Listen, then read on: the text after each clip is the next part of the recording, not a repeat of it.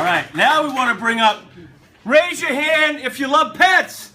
All right, now it's time to turn it over our passion for pets reporter, expert, Christine Fullerty. Thank you. Thank you so much, Howie. Thank you so much.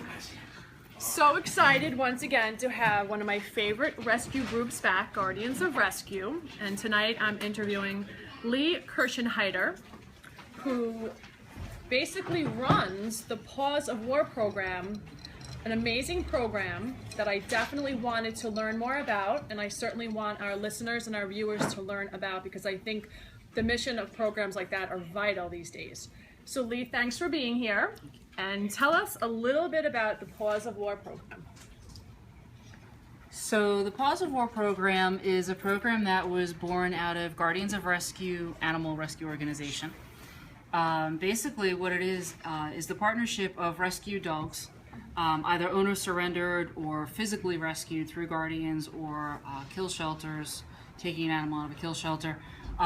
We put them through training, and they're actually partnered with veterans who suffered from post-traumatic stress disorder as their service dogs.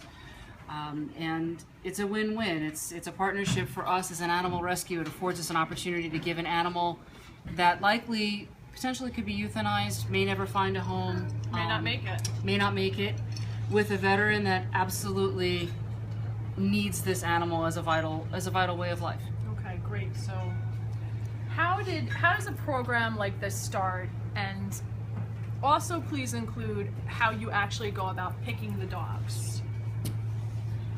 So the Paws of War program was created out of our president, Robert Masseri, and vice president, Dory Schofield, having a lot of experience with military men and women overseas adopting dogs while they're serving. And it became recognized how vital these dogs really became to our military personnel. They give up their rations for them. They beg for rescues to be able to try and get them home for them when they do get home.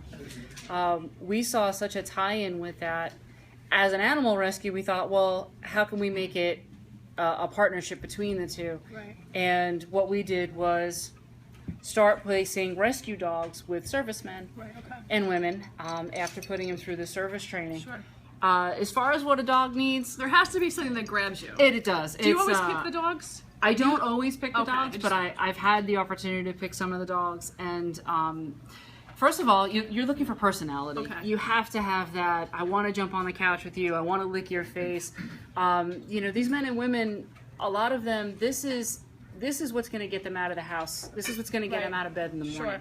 So if you have a dog that's really not all that people friendly, or not necessarily people friendly, but not really into their owner, And fearful? you want that dog that's going to jump up and lick their face and have that sort of personality, and you almost know it. Right. Of course, there's the obedience piece to it. Of course. They have to be obedient. These dogs are asked to perform in crazy circumstances where once a dog is certified as a service dog, a veteran can take them anywhere. They can take them into the mall. They can take them into college. They can take them into a restaurant, a hotel, where there could be other animals, there could be kids, there could be all kinds of chaos. That dog still has to first and foremost make that veteran their priority. Right.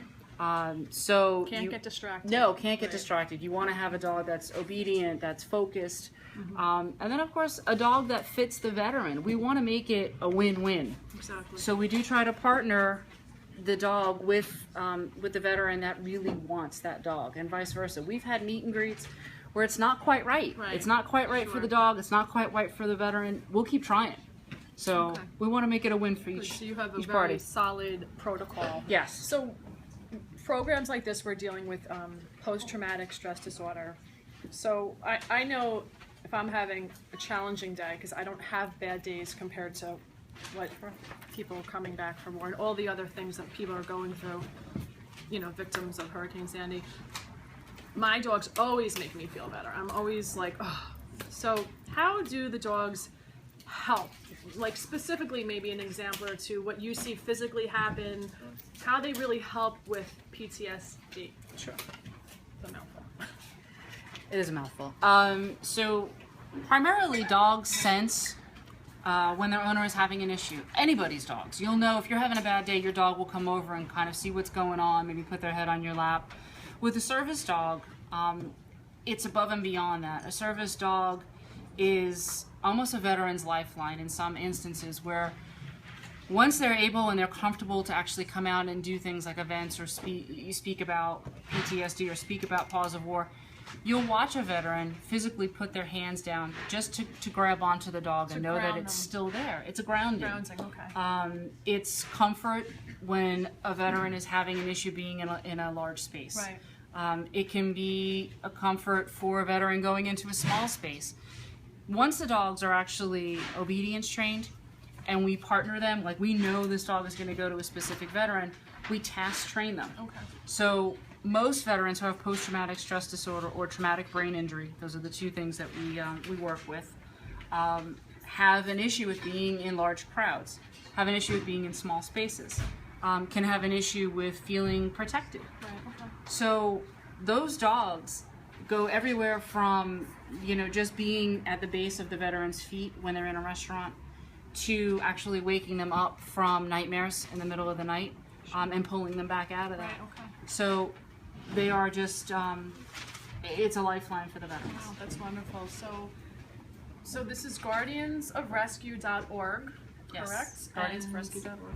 www.guardiansofrescue.org. They're on Facebook as Guardians of Rescue. There's a Facebook page for Paws of War. If you'd like to make a donation, you can go to the Guardians of Rescue website, and there's a drop-down menu, correct? And you can click on the many programs they have.